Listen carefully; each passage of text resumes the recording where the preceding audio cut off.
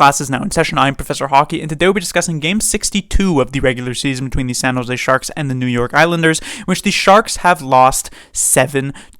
And we've reached a pretty interesting point of the season where things kind of flip around a bit with just 20 games remaining on the schedule. Usually throughout the years, the teams that you are the most afraid of are the teams right at the top of the standings, naturally. Teams like the Florida Panthers, the Boston Bruins, the Vegas Golden Knights, the Vancouver Canucks. These types of teams, you think they're just going to pummel you into the ground and give you no chance to play.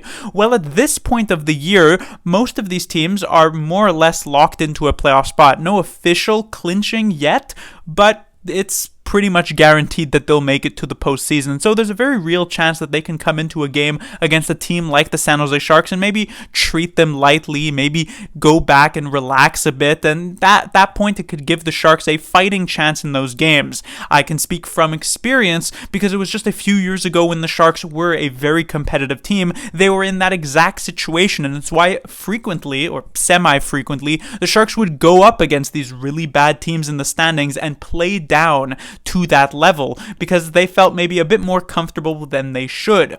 However, during these last 20 games, the teams that are really dangerous are those that are in the playoff hunt. Those that are either trying to get to that last playoff spot or barely hanging on to it. And the Islanders fall into that category as they are oh so close to being the second wild card team in the Eastern Conference. And so you already know that this team is going to show up to play, and they do so immediately right out of the gate here, as it's just about 20 seconds into the first period where the Islanders strike first to make it 1-0. Now, that's not exactly the most beautiful of plays and goals set up by New York, but it puts them on the board and allows them to begin to take control of this game. Though, it should be noted that the Sharks didn't play all that terribly in the first period. While they would get outscored 2-0 in that opening frame, the Sharks had some decent chances. Sorokin had to make a couple of big saves for the Islanders, and so while the Sharks were trailing 2-0 after 20 minutes, it didn't feel all that terrible. The second period is where things definitely deteriorated a ton. Now, first of all, the Sharks would cut the lead in half, coming from a goal from Thomas Bordeleau in his first game back up from the San Jose Barracuda. Scores his second career NHL goal on the power play this time, assisted by William Eklund, which is of course a connection that Sharks fans love to see. And so it was 2-1 early in the second, and it looked as though maybe the Sharks could make some sort of comeback here, but then a really wild stretch of play occurred where the Islanders would score to make it 3-1. The Sharks would quickly score after that from Mike Hoffman to make it 3-2 before the Islanders would again retake the 2-goal lead to make it 4-2. And all three of those goals were scored in the span of less than 1 minute time. But the Islanders, they were not done there, as they would add the 5-2 and 6-2 goal, which would be the score at the end of the second period. Now, a few months ago, the Sharks had their first matchup against the New York Islanders and found themselves in a somewhat similar position, not as this much of a deficit, but they were down 5-2 in the third period of that game and managed to make the miraculous comeback with 3 goals in that third period to tie the game and eventually get the overtime game winner as well. Was there some of that same magic here tonight? Well, the Sharks definitely gave a decent run. They had some good chances. Eklund with like a pseudo breakaway on the 4-on-4, thanks to some nice passing plays. Zetterlund had a really close chance as well, but the Islanders goaltender was up to the challenge. There was no comeback magic here this time, and the Islanders would even eventually get yet another goal coming on a power play from Anders Lee to make it a 7-2 game for New York. And so with their new head coach in tow, legendary NHL goaltender Patrick Roy, they do not allow the Sharks back into this one as they did a few months ago, and they close it out with the Sharks losing yet another game. Moving on to the players to talk about, we have the top line of Granlund and Zetterlund, this time being joined by Thomas Bordeleau. Obviously, with Duclair having been traded only about an hour before the game, his spot needed to be filled, and so Bordeleau, who had been called up yesterday, ends up getting the fill-in into this position on the top line. Some really big shoes to fill, not necessarily because Duclair was some sort of elite and outstanding player, though of course at multiple levels above Bordeleau, at least currently in his NHL career, but going into a first line against a pretty tough team like the New York Islanders, it's not going to be very easy. In the first period, Bordeleau, I would say, did struggle somewhat to find his feet, to really get readjusted to the NHL speed. That's really the biggest difference between the NHL and the AHL. Yes, there are players of differing skill levels. Players are significantly worse. There are no Connor McDavids running around in the AHL, but the major difference is the level of speed between those two leagues. So it's a difficult adjustment period for sure to be able to make. And so that first period wasn't so great for him. However, I did feel from the second period onward, at least from an offensive perspective, primarily from an offensive perspective, Bordeleau actually did bring it up a bit. Of course, he gets this goal, which is always a very good thing to try and extend your time. It could not hurt you to try and extend your time in the NHL, and it's very possible that because of that, Bordeleau may get another look in the next game. But his offense, I thought, even at even strength, was doing some decent things.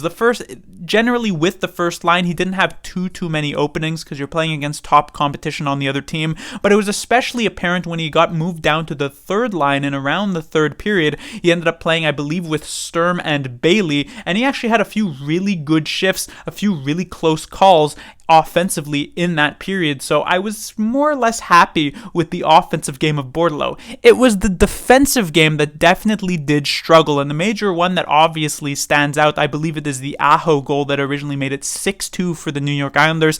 Bordeleau on the back check, there's just not that much effort to get back and interfere with Aho, who ends up getting the puck and scoring the goal. But there was even a play earlier on, I think it may have been the Romanov goal or something along those lines, where again Bordeleau is on the back check, and again there's just not as much of an effort that is required. And while it wouldn't reach his man, and so his man would end up not really making much of an effort in the play, it was a situation where had the puck gotten to Barzal, who Bordeleau was covering, it would have been an easy tap-in goal as well, because Bordeleau was a couple of steps behind. So that's something that you need to get really down if you want to play in the NHL as a forward, even if you are as a winger where you have slightly less defensive responsibilities than most other players on the ice, because the back check is so important to keeping your team afloat in any particular game and just on any particular shift. And I understand the hesitation. You don't want to be the guy who goes and gives it your all to really skate and use all your energy to skate back defensively just for the play to die, and then you feel as though it was a complete waste of time. But that's the effort that is required to play at the NHL, and it's something that will come with time when it comes to Bordeleau. At the very least, the offensive game, like I said, was pretty apparent and there. When it came to the other two first liners, they didn't really do Bordeleau too many favors in these situations. Neither of them had particularly good games, and it ended up being pretty bad generally for both Granlund and Zetterlund. They had like a chance here or there maybe, but in the whole 60 minutes, not so great. Then we get to the second line of Zadina, Eklund, and Kunin. Now, originally in the earlier parts of this game, I actually did enjoy this line somewhat. The connection and chemistry between both Eklund and Zadina has been rather enjoyable to watch, and Kunin even jumped in a couple of times to make some decent plays. There was this one where I wasn't even expecting how it was even possible to have happened, but Zadina makes a nice little slick pass, I think from his knees, to find Kunin busting in through the defense to get a good chance on net. I believe this was all the way back in the first period of the game. But then as it went on, when David Quinn decided to do the line shuffling, Eklund ended up getting jumped up to the top line, where he ended up pulling a lot of the weight of that trio of players, and so Zadina and Kunin ended up finding themselves with Kevin Labanc on the second line. Interestingly enough, they also still had a couple of good shifts in that new situation, so I was relatively okay with the performances of Zadina and Kunin, and of course Eklund as well, but maybe not the necessarily best game. Of course, in a 7-2 loss, it's hard to really have been all that great.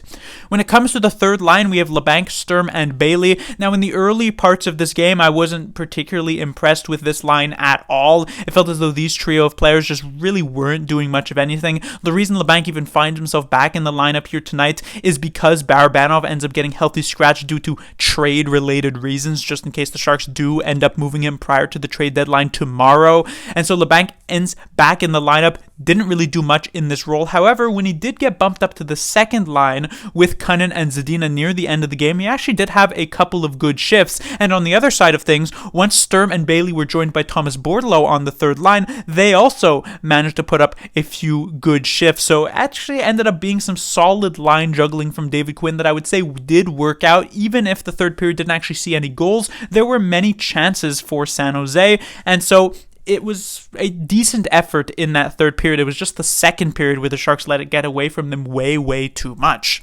When it comes to the fourth line, we have Smith with Carpenter and Hoffman. Now, I've been pretty hard on Givani Smith as of late. Over these last few games, I've said that he's been practically useless for the San Jose Sharks, but here tonight, he did actually play rather well, had a couple of good chances early on in the first period, got a nice assist on the Mike Hoffman goal as well. So this was definitely one of, if not his best game in Teal thus far this season, it feels like, at least as of late since returning from his injury. When it comes to Carpenter and Hoffman, Carpenter I didn't notice a ton. Hoffman I thought was okay. I mean, he contributed to the goal, which is nice to see from your fourth line, but generally I thought they were decent enough, and Smith was the standout player. Then we get defensively, and this is where the Sharks really struggled here tonight. I mentioned Bordeleau's lack of effort on the forecheck, but it clearly is not just him being the reason why the Sharks let in 7 goals, and it's not just the goaltender. It's definitely the defense, where pretty much every single one of these players had an off night, I would say. Taking a look at the top pairing, Vlasic was really bad. I felt maybe the worst defenseman for the San Jose Sharks on the night. The effort just really not there. When it comes to the Bo Horvat goal, for instance, which is the one that took the lead back for the one that restored the 2-goal lead that made it 3-1. It was just Vlasic getting flat out beat to the net by Horvat, where there just wasn't really much of an effort to actually stop him from getting there. That was definitely disappointing to see, but his defensive partner really wasn't all that much better, especially in that middle frame. Ferraro also struggling in front of the net. When it comes to Thrun and Ruda, this is a weird game for Thrun because I thought he started off rather well. His first period was very good, but then the second and even the third periods, when the Sharks were looking generally better, was a disaster for Henry Thrun. It was kind of like mid-season Henry Thrun compared to immediately after call-up Henry Thrun in this game. So that was definitely somewhat disappointing to see. And like I said, when it came to Vlasic and Ferraro, his defensive partner Jan Ruda didn't really do him many favors, was not all that much better. And then when it came to the third defensive pairing, Calen Addison honestly was not terrible compared to everybody else on the roster. He was okay-ish. His defensive partner Burrows, not so much, but Addison looked okay enough, I guess, just compared to his usual performances thus far this season. So there's that. And then we get to the goaltender for San Jose, and that is Magnus Chrona. So of course, in his previous start, Chrona actually played very well. That was back, I believe, against Dallas, if I'm not mistaken. And he was doing some really good things for San Jose, kept them alive in that game, and really got them to the finish line. And it was just the Sharks who couldn't actually cross it. So he gets another chance here tonight, and it was said that this was not for trade-related reasons as the reason why they don't play Kaapo Kähkönen, because it's not as though this is like a back-to-back game or anything. There was no actual necessity of playing Magnus Chrona here outside of just, I want to give him another look, and it did not go very well for Chrona, much more akin to his first start against the Edmonton Oilers compared to his second start against the Dallas Stars, as many of these goals, yes, the defense in front of him was terrible, but a lot of these goals he absolutely could have made the save on if he was just more experienced and just generally better as well. And it seems as though the reason why he didn't end up getting pulled in this game is, again, trade-related reasons when it comes to not wanting to get Kaapo Kähkönen into any action here. And so Chrona is forced to remain in net for all 7 of these goals against.